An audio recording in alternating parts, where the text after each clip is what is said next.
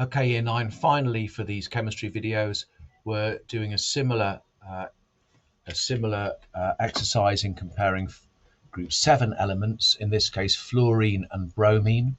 Remember, group 7, the halogens, are on the right hand side. They're all non-metals. Fluorine at the top, then chlorine, bromine and iodine. They share features in common. For example, they are coloured, they react with metals, and the rule about their reactivity is that fluorine at the top is the most reactive because it has 7 electrons in its outermost shell and it needs to gain one more to fill up that shell and make it stable.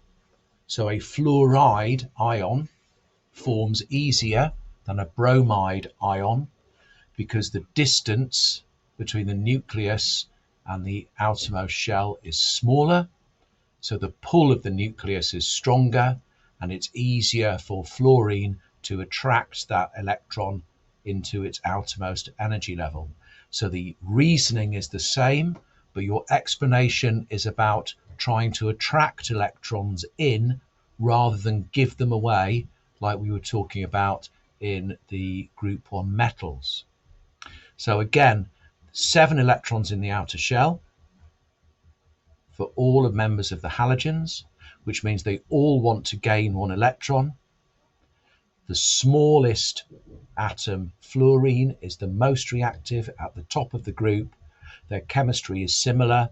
They react with metals to make halide compounds. Iron reacts with chlorine to make iron chloride. Iron would react with fluorine to make iron fluoride. Iron reacts with bromine to make iron bromide. All of these reactions are similar, but the one with the fluorine would be the most violent and would happen easiest. Fluorine is the most reactive. It's also worth remembering that a more reactive element can displace or push out of the way a less reactive element from its compounds. So in this example, you can see chlorine is being reacted with sodium bromide. Now the chlorine on its own here is more reactive than the bromide, which is already joined up with the sodium.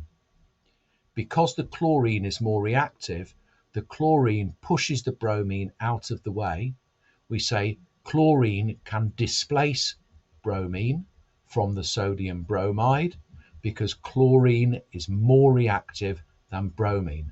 So in this example, pale green chlorine would push the bromide out of the sodium bromide and take its place and become sodium chloride, which we know as table salt, and the reddish brown bromine will be displaced and you would see it forming during the reaction.